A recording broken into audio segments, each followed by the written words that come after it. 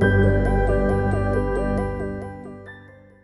everyone, and welcome to episode 1 of Views and Reviews. I'm your host, Jim Hitt. A little bit about myself to begin with. First, I taught English in high school and community college for over 40 years. Today, I'm a full-time author. I write fiction under James Hitt. I've written nonfiction under Jim Hitt. In our future episodes of Views and Reviews, we will look at DVDs, books, streaming. We'll have interviews with other authors. I thought for right now, for the rest of this episode, I might tell you something about myself so that we're a bit acquainted before we get to later episodes. I began writing sometime in the late 1970s, mainly for magazines. I started with True West and Real West. I've always been a fan of the Old West, and so it was a natural place to begin. I sold my first articles somewhere around 1977, 76 perhaps. And in 1980, when President Reagan won the election, True West called me up and they said, "Jim, would you like to write an article on the Western films of Ronald Reagan?" I said, "Of course, sure, love to." So I got the lead article, and it was on the cover of the magazine. And about a month later, I got a call from the editor. The editor said, "Jim, I've got some good news for you and some bad news. This is the good news. We had more response to your article than any article we ever ran." I said, "Well, that's great." He said, "Yes, but we also had more cancellation of subscriptions." Now, the good with the bad here. I must say that I had no way put anything political in the article. It was simply about Ronald Reagan and the fact that he loved making Westerns. That's essentially it. And I discussed each of his Westerns. But as a writer, you take the good with the bad. In 1990, McFarland published my book, The American West from Fiction into Film, which has since been called the definitive monograph on the subject. This led to a contract with Citadel Books for Words and Shadows, which was an overview of American literature that was made into films, a kind of compare-contrast approach. After this, I decided I wanted to do some fiction writing, and in 2010, I had a book called Carney, a Novel and Stories. The book was a collection of stories that was essentially made up a complete story. Well, one of the short stories in it, called The Boy with Too Much Hair, won a Fantasy Award for Best Short Story of the Year. And the book itself won the Grand Prize for Fiction at the new Next Generation Indie Book Award. In 2015, Open Books published The Courage of Others, which was nominated for a Pulitzer Prize. One reviewer compared it to Kill a Mockingbird and My Antony by Willa Catherine. 2019, my book Bodie was published by Black Horse Press, a novel which was set in Bodie, California. A reviewer for Roundup Magazine, the Western Writers of America's official magazine, said it was the kind of novel every traditional Western writer seeks to pen.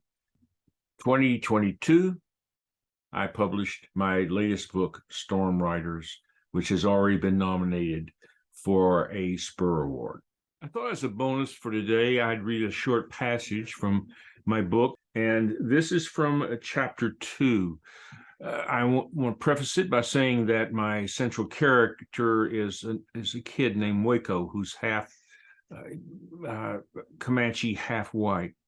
His father is the captain, and he's been born, but he's not in this section. Only the captain and the narrator. The narrator himself is half black, half white. So there are two mixtures. And as the book progresses, of course, the narrator becomes very close to Waco. They share certain things in common. And this is a scene from chapter 2. One morning before daybreak, we discovered 3 Mustangs missing from the corral. The captain and I mounted our own ponies and took out in pursuit. We picked up tracks easily enough. Perhaps because the thief stole only 3 horses, he believed we would overlook his transgression. Perhaps he believed that our time chasing him was worth more than the horses. The captain took the thievery as a personal affront. Near sundown, as we topped a ridge, his dust revealed the fugitive's presence in the valley below. Though he must have known we trailed close behind, he refused to release his prizes. Had he done so, he could have avoided any chance of capture. With night approaching, he must have believed he would elude us. The captain dismounted, removed the rifle, the Sharps, the best single-shot breech-loading rifle available, a .54 caliber rimfire, model 1866, with a buckhorn rear sight attached to a 44-inch octagon barrel. The weapon weighed 9 pounds, but once the captain tucked the stock into his shoulder, the weapon never wavered. He inserted a shell and closed the breech.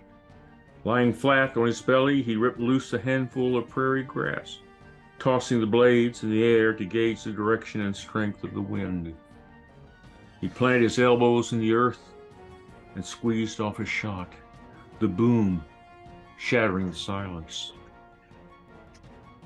Smoke obscured the target, then the breeze whisked it away.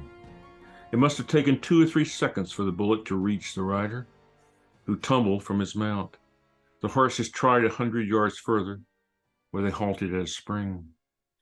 We rode down the slope to discover the thief still alive. The bullet had punctured a lung.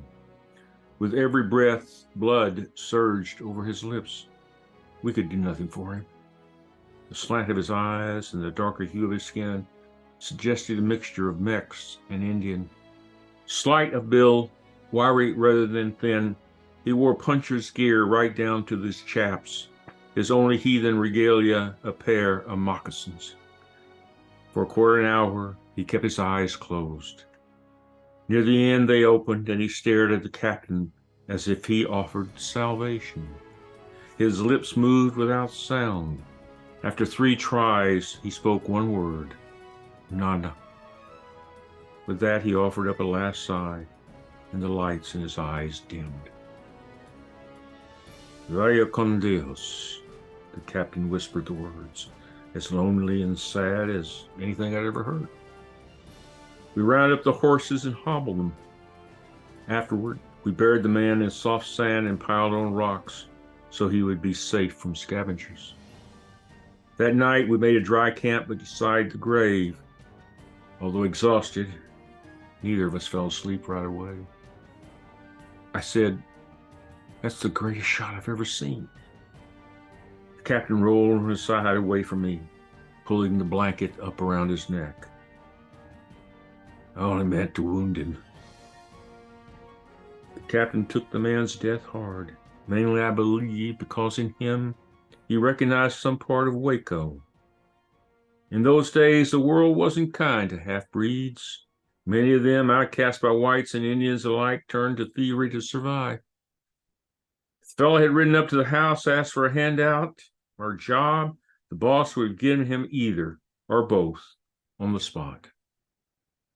Many travelers survive because of the generosity of people like the captain. Thank you very much for joining us, and hope to see you next time. Happy trails.